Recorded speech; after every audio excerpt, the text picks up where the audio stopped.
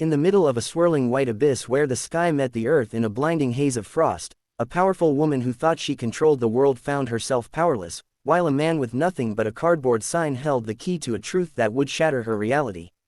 Before we dive into this incredible journey of betrayal and unexpected heroism, make sure to hit that like button and subscribe to the channel.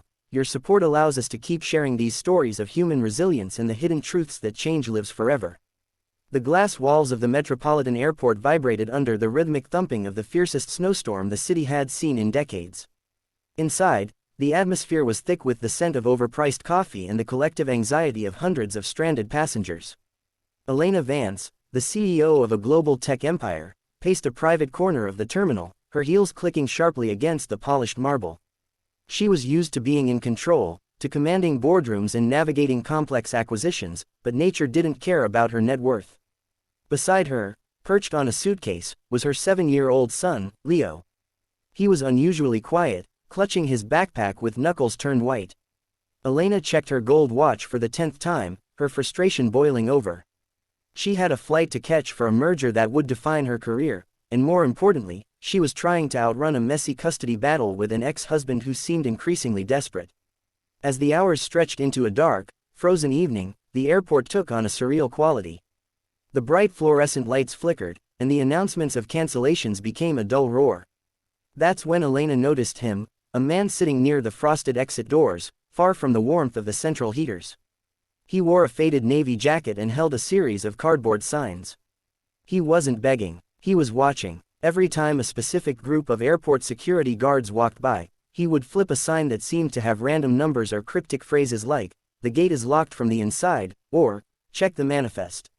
Elena dismissed him as a local eccentric, a byproduct of the chaos, until Leo wandered toward the man, drawn by a small, hand-carved wooden bird the man was whistling to.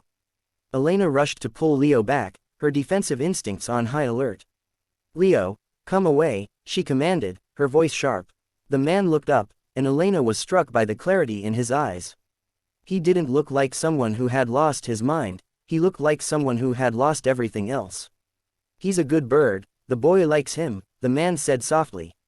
His name was Silas, a single father who had lost his job as an airport logistics coordinator under mysterious circumstances 6 months prior.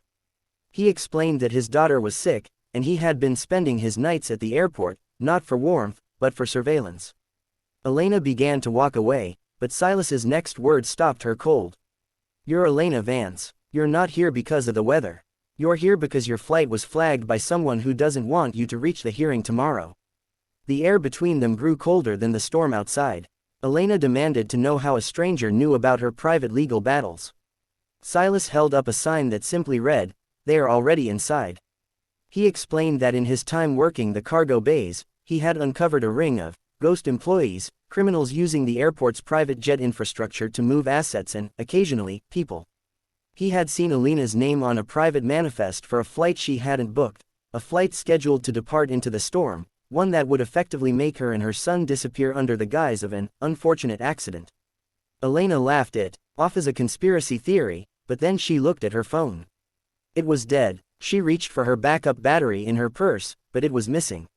She looked for her security detail, but they were nowhere to be found, replaced by 2 men in uniforms she didn't recognize who were now closing in on their position.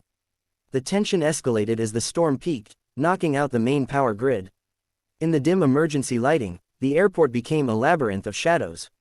Silas didn't hesitate. He grabbed Leo's hand and signaled for Elena to follow him into the maintenance tunnels he knew like the back of his hand. As they ran through the echoing corridors, Silas explained his signs. He had been documenting the movements of a high-level executive at Elena's own firm who was conspiring with her ex-husband to seize control of the company by declaring her missing. The signs were his way of communicating with a lone undercover contact in the police force without tipping off the corrupted airport security. Silas wasn't just a drifter, he was a whistleblower who had been waiting for the right moment to strike. Deep in the bowels of the terminal, hiding behind massive ventilation fans, the emotional weight of the night finally broke Elena's composure. She realized that in her pursuit of power and security, she had become blind to the people around her, including the very man who was now risking his life to save hers. Silas shared the story of his daughter, how he had been framed for theft to keep him quiet, and how he had spent every day since trying to find a way to clear his name so he could provide for her again. It was a moment of profound connection, a billionaire and a man with nothing, bound by the universal fear of losing their children. Silas gave Leo the wooden bird, telling him it was a courage charm. The climax arrived when the corrupt guards tracked them to the cargo loading zone. With the exits blocked by snow drifts and the villains closing in, Silas used his final sign.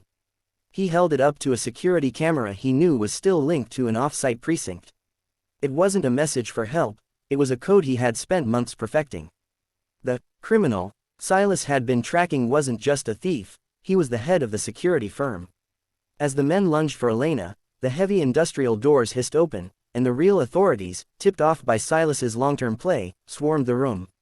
The ghost manifest was recovered, and the conspiracy crumbled in the freezing air. As the sun rose over a world blanketed in pristine, quiet white, the storm finally broke. Elena stood at the terminal entrance, watching the police lead away the people she had once trusted. She turned to Silas, who was being hugged by a small girl, his daughter, brought to the scene by the officers. Elena didn't just offer him a job, she offered him justice, pledging her best legal teams to restore his reputation and ensuring his daughter received the best medical care available. She realized that the signs she had ignored were the very things that saved her life. This story reminds us that heroes often hide in plain sight, and the truth has a way of blooming even in the coldest winter. If this story moved you, please don't forget to like, subscribe, and share it with someone who needs a reminder that hope is never truly lost. Would you like me to create a script for the video's intro and outro to make it even more compelling for your viewers?